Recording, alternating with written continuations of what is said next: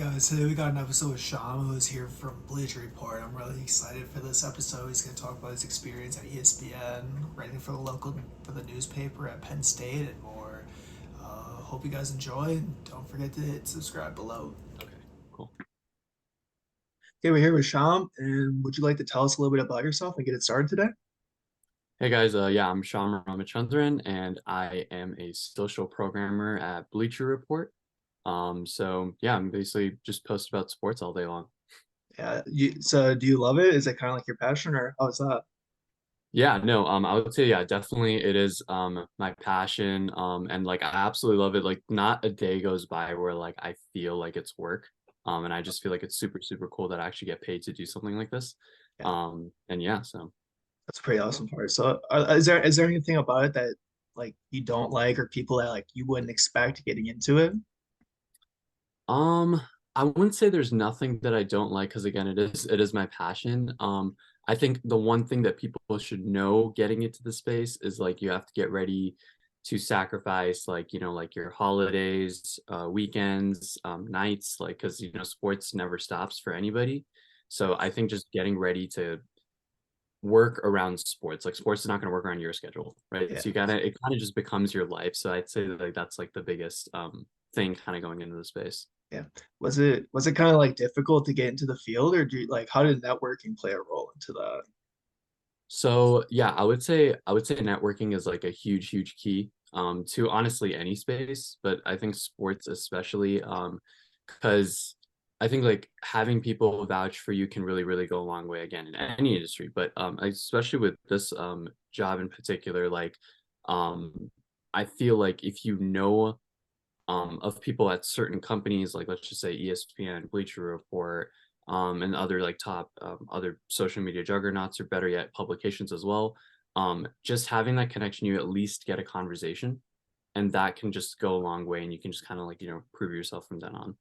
Yeah. Are there any like key characteristics that kind of help set you apart from other candidates when you were applying? Um, I wouldn't say necessarily it was like key characteristics. I feel like every single person has a different blueprint to getting into the space. I'd say for me personally, what I did to set myself apart was when I was at Penn State, like I went there for sports journalism. And so basically over there, what I did a lot of is just make myself as versatile as possible. And by doing that, like that's like writing, reporting, just again, social media, of course, in general, and just being active on all those fronts. But for me, especially what I did was I started my own page. So when I started my own page, that basically became my resume. And that's basically what I'm doing right now at Bleacher Report. So on my own page, I used to post real-time news for about 4 years. And so that basically just became like a proof of like what I've been able to do from like all fronts, just reporting and then also like the design of certain graphics and certain things like that. So I'd say that's what really kind of like set me, I felt apart during that entire interview process to kind of just be like, hey, this is what I've done and this is how it's going to translate and it's going to benefit, Bleacher Report. Okay, sorry. But so I was looking at your experience. Was that the panelist? Yep, that was a finals. Yep. Yeah, I was looking at that was pretty cool. Do you have any tips for people that are looking out to start up something similar? Yeah, I mean, I'd say like the most like basic advice I could give on that front is just go out and do it. I think the first step is the hardest step. Again, for me, like it was more of a like when I looked at certain jobs and what I wanted to do, it was like some kind of experience always tends to be required, where people want to see that. And so for me, I was like, if nobody's gonna really give me that first shot, I shouldn't wait for it to happen. I should just go out and do something with it. So that's why I just kind of created the page. Initially, it was more writing based, and I was like, you know what, like, I feel people are really much more active and into social media aspect of things. So I started doing that, and then I started podcasting. So again, just kind of doing a jack of all trades, seeing what I kind of like, and then just taking it from there. Yeah, that's pretty awesome. So kind of back, you were talking about your experience at Penn State a little bit. Like, would you say that helped open some doors for you? Yeah, I'd say like overall in terms of like connections and stuff, like the university is really, really good about like helping people get into certain internships and giving them certain opportunities. Better yet, even like the professors over there are like freaking awesome, especially my major. I felt like they were like honestly like my friends and my professors, super, super helpful. So I'd say one thing that I just absolutely loved about my time at Penn State was definitely the way that it really helped me hone me into the person that I am today from a work ethic standpoint. Like I felt like I like again, I not a really day went by where I was like, oh, like I don't like what I'm doing from like, an academic and a work standpoint, which is why I feel like I'm in the position that I am today. I guess like one thing that I will say is in terms of like the whole like internships and kind of opportunities that come through, like one thing was ESPN like college game day.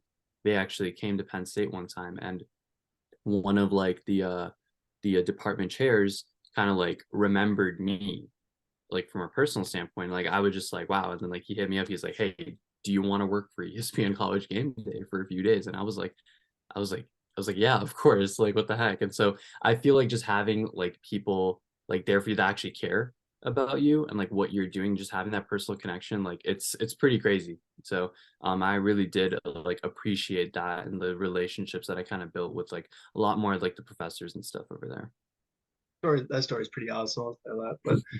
But would you have any advice for someone that's kind of like thinking about majoring in sports within college?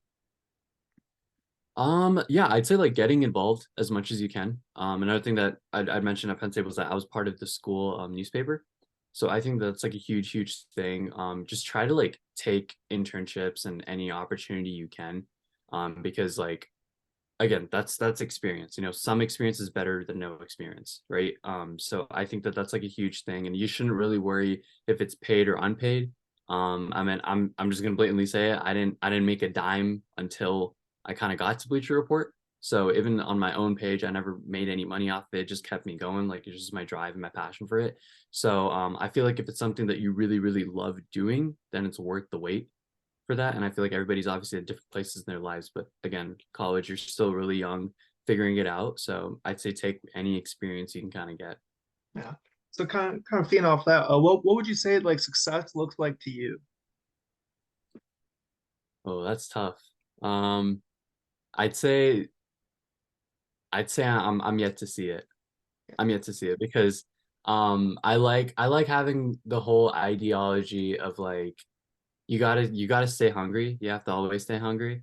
Yeah. I obviously I think when I look back on certain things, like when I look if like 4 years ago, if I tell myself like you're gonna be a Bleacher Report, like I'd be like, you're lying. Yeah. But right now that's like my reality. And like the thing is, um, like I freaking love it and like that is my reality. But at the same time, I'm like, you have to earn it every day, right? Just because you got the job doesn't mean, you're just like there forever. Like it's like you gotta kind of earn it. So I feel like I kind of keep that mentality every day when I come into my job, into my work. I'm just like thankful for every single day that I get to actually do this. So I'd say like it's a heavy question, but my blunt answer would be I'm yet to see it. And maybe at the end of like my entire like sports career and something I could look back and be like, all right, that's what success was to Yeah. me. Yeah, that's a good answer. Staying hungry. At least it'll Yep. keep you after it, keep you motivated. So kind of looking back at so you were a sports writer and reporter at 48 minutes, right? Yeah. What were some like of your favorite moments there? Like anything you learned or something like Usually I would answer and be like, oh, I loved every single aspect, this and that. But I can tell you, I blatantly had a few like amazing top moments over there. And that was being able to actually talk to NBA players. that? Like in the post-game press conference and pre-game press conference and stuff like that during the draft process. So that was kind of like it was literally like right after COVID. So there was still it was actually on Zoom. So I'm stationed out of the Bay Area in California, and basically, it was on Zoom. So I was like on a Zoom call with a bunch of other people, and like it was like a weird process because you just kind of raise your hand and hope you get called. And so yeah, I got to like actually speak to players like on the Orlando Magic, Indiana Pacers, and then as well as during the NBA draft process itself, like I was able to kind of like talk to players in the pre-draft process, and then also right after they got drafted, and I think that was probably one of my favorite because it's just like I felt like I was like vicariously like living a dream of like being an athlete, and I'm like, it's so cool to just see them get drafted, and like I'm like, wow, like I can't process what they're going through, but super cool to just be like able to cover that, ask certain questions, and just like, yeah, like I don't know, just it's just weird being in like a press conference. I felt like for the first time. That's pretty awesome. Were there any like memorable players or like players that like you talked to and you were like starstruck, kind of like when you got there? Say, so hard to say starstruck because I'm like I have a job to do at the same Yeah. time. Um, but I mean I definitely feel you because I was definitely a little bit nervous from time to time. Like I'd be like, am I saying too much? Am I saying too little? Like am I loud enough? Like it's just all the small little nuances is what I was kind of worrying about. But in terms of like notable players, I would say Mo Bamba. That was kind of Okay. cool. Like Yeah. talk to and just speak to him. And then I'm not sure if you're familiar with Franz Wagner. He's on the Orlando Magic as Oh yeah. well. So yeah, I was able to talk to him. I think Franz was like a really interesting one because I got to talk to him in the pre-draft process right after he got drafted, and when he was like in the NBA in two post-game press conferences. So I felt like not to say I highly doubt that he even remembers me or knows me, but it was really cool for me to kind of just see him like in that come up, and I was like there for like every little small interview that I felt kind of happened. And so I think his story was also really cool because he went to the same college as his brother, got drafted to the same team with his brother now too. So just like being able to see that story like kind of come to fruition and stuff, I'd say he was more of like a feel good story for sure, like to be Yeah. able to cover and watch. Yeah. That's pretty awesome. So kind of you might have touched on it a little bit, but like did you have any mentors, like either mentors growing up either through high school or college that kind of helped guide you in this certain direction? Yeah, I'd say I don't know if I should be like necessarily name dropping on this podcast, but like I did have two Penn State professors that were freaking amazing. I would say I would consider them as like my mentors for sure.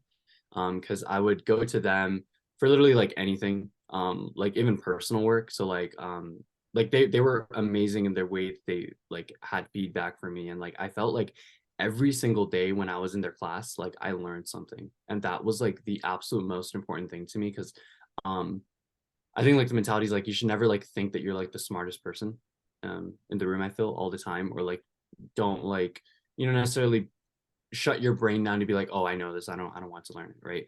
Or certain things like that. So I felt like they're like just guiding me and putting me in situations where I'm gonna succeed.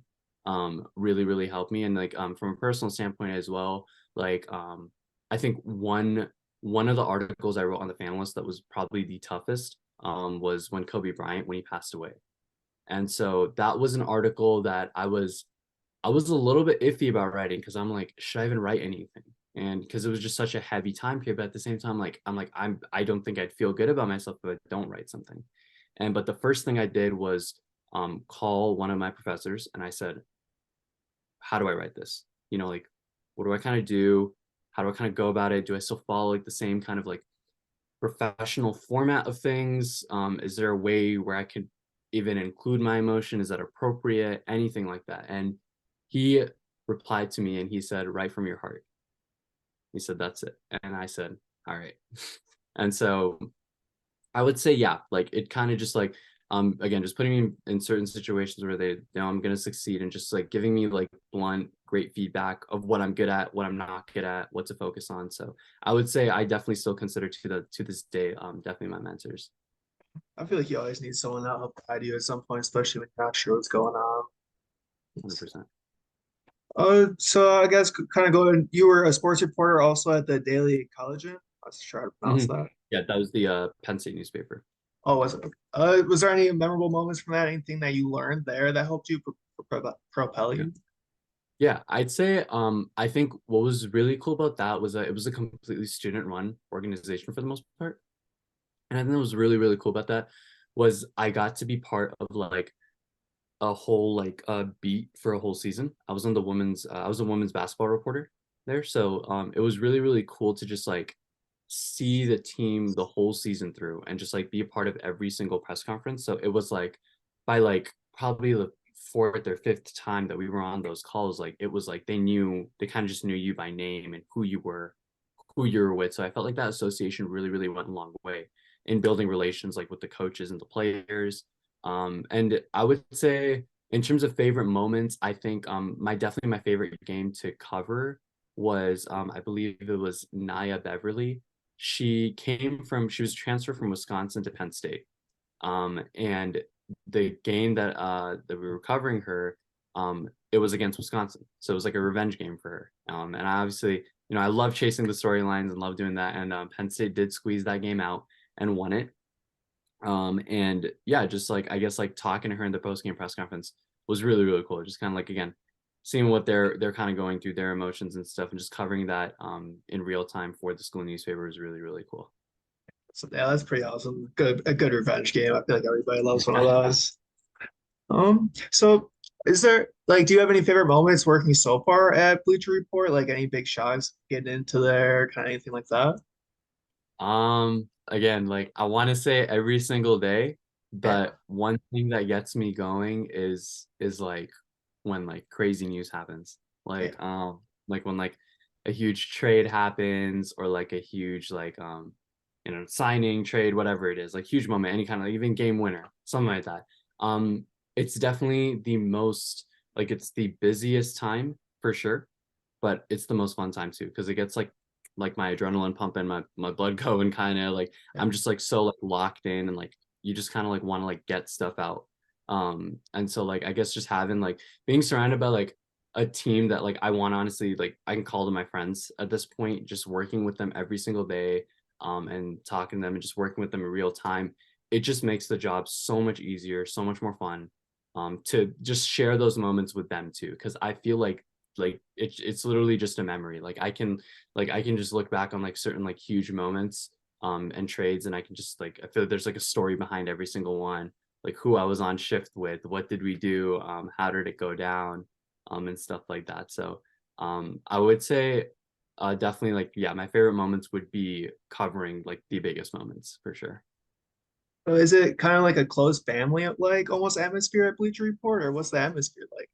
I'd say definitely 100%. Like I felt like from day one, like when I kind of came on board, like they just kind of like welcomed me in with open arms and they were just like talking about whatever. They're like, like obviously first it was just like a little bit like I don't want to necessarily say it was hard for me to come out of my shell because I feel like I'm pretty like sociable and talkative kind of guy. But I definitely feel like after like a first few weeks, I got really, really comfortable with like a lot of people there. And yeah, like it's like even though like it's always work, work, work over there, at the same time, we talk a lot about like, our personal lives, what we're doing. And sometimes, we even like meet up and stuff, like if we're kind of like close to like if we're visiting somewhere and we're close to one of our colleagues, we're like, hey, like what's up? Like, let's link up or something. So it's really, really cool just having the ability to just do that and connect more on like a far more personal level apart from work. I think really makes it basically like a close knit family kind of vibe. I feel like you can build those connections, and then like you said, would you say a lot of people are similar to you, like where it's their passion as well within Bleacher Report, like sports realm? Yeah.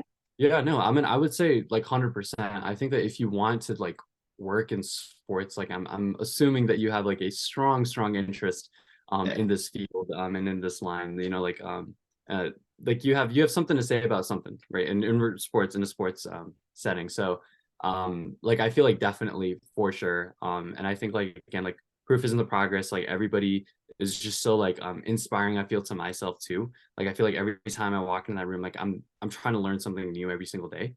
And I feel like more times than not I do walk out with something new every single day. Have that be like a certain way, that we do a post, like coming down to the smallest of things, like just like the caption or like how the post looks, or even just the timeliness of something or what to prioritize, certain things like that. So it's just kind of getting more niche and trying to perfect my skills as well by learning from them as well. Would you say like you guys can feel like a high level of competition, either whether to like your coworkers or other organizations? Definitely not with the coworkers. It's not like something that's like it's like, oh, like I'm competing with you or anything. At the end of the day, we are like such a collaborative team. Yeah. And like that's like the most important thing because like at the end of the day, like what is it like? How many ever brains? Like 7 brains is better than one. 10 brains is better than one. Like whatever it is. That's definitely the whole goal. Like at the end of the day, Bleacher Report is gonna be Bleacher Report, right? It's not like our name getting pasted on it. So Definitely like a team environment, I would say. But in terms of competitive nature, at the end of the day, I really, really do feel like we're just kind of trying to compete with ourselves. You know, if anything, like we're kind of like looking at it like a mentality of like, I feel like I hold that mentality for myself. Like I'm like the only person I'm competing with is the person that I see in the mirror. You know, I'm trying to make myself better every single day. So I think that's what we're trying to do too. Like we're just trying to see like, hey, like what could we have done better over here or over here there, right? Or like a certain way, you know, same thing that we post something or anything like that. So I would say it's definitely like more that kind of like vibe or aspect of things. That's a great mindset to have. Would you have any advice for someone that's kind of struggling to make consistent like improvements? That's kind of tough because I definitely feel like I've hit certain rocks through the years and like rightfully so, like it's going to happen, it's inevitable. Um but I'd say I don't know, I'm trying to think. It's like I feel like a little bit stumped on this question, but You're good. I'd say just thinking out of the box a little bit more when something's just kind of not working. Just kind of think out of the box or tweak a little certain something here or there. I mean, I think one huge like advice that I have on that front is like if it's not broke, don't try to fix it. Yeah, I feel like that's like just a common like mentality that you should have. But at the same time, like there's always room for improvement. So I think finding ways to tweak certain things um and just make something better can just really go a long way, and you can just kind of like see like a whole different like world of things when you do that. And I think like if it's not making like too much sense, I feel like a good example for me is like when I look back on some of my first articles that I wrote, like it was horrible, it was horrible, like like and like I say that um like in a good way because like I want to look back on my work and I want to be like, oh, like this is what I did wrong here and here and here. Then boom, on to year two. Oh, I fixed this, but oh my god, this is horrible too. And like keep going through. And like I feel like when I look back on my most like recent articles over a year ago, I was like, huh, this was pretty good. But like I sometimes do read certain things. I'm like, huh, I should probably tweak that, tweak this. Um, but yeah, like it's just kind of like looking back on your work and noticing your mistakes that you made and then the kind of building upon that. So I feel like, you know, once you have like so many years of it, then you can actually look back and see how far you've come, instead of just making the same mistakes, right? So I feel kind of like logging it or keeping like a mental like note for yourself of what you're, you know, making a mistake about. That's I think what you can then improve on and just, you know, go from there. that's really good. That's a really good answer. I love that. So I guess we got a couple last questions here before we wrap it up. I'm just gonna do a kind of more of a personal one. Be like, do you have any favorite moments from this NBA offseason so far? Oh boy. Trying to think. Um, I'd say it's yet to come. And the reason why is because I'm waiting for that Dame trade. Oh yeah. I'm waiting for Dame to get traded. I'm intrigued on the Harden move too. But I would say, in terms of random moments, for sure has to be the Bradley Beal trade. I was like, what the heck is that? Like, it just kind of felt like out of the blue, and like I'm like, why are you going to the Suns? Like, it's Yeah. it's just like there's only one basketball. Yeah. It's the whole like the whole Warriors thing in like 2000, was it 2016 when Kevin Durant signed? Right. It's Yeah. like you don't need another superstar there, but hey, okay, cool, take Yeah. it. But yeah, I think of the Chris Paul move was really weird too. Seeing him on the Warriors is just going to be, um, I don't really know. Like I think that's going to be the toughest move to process. Yeah. Just seeing him in that jersey and like being teammates with Steph, Clay, and all. But yeah, I'd say those three things kind of Yeah. are the main ones we're looking at. I'd say I have to agree. I'm really excited for the Damian Lillard trade. I see all the Mm. Heat talks. I'm hoping Yeah. I'm a Milwaukee Bucks fan. I'm from Wisconsin, Oh, so don't really want Eastern that. Conference would be fun to watch, but Oh, we'll see. yeah. And then I guess the last question I'll have for you is, do you have anything you'd like to promote? Oh, sorry, what was that? Do you have anything you'd like to promote? Promote? No. I mean, I'd say just keep grinding, keep your head up high, and just do your own thing. But I would say just follow Bleacher Report, man. Yeah. Best social media team. So yeah, I'd like to say thank you for joining us today, and that'll be it for the podcast. Thank you so much. I appreciate it. Yep. And that'll be it for this one, guys. This one was a blast. Probably one of my favorites so far, I'm not gonna lie. There should be a video popping up here. I think you'll like this one a little bit more. And don't forget to hit subscribe below. Until next time.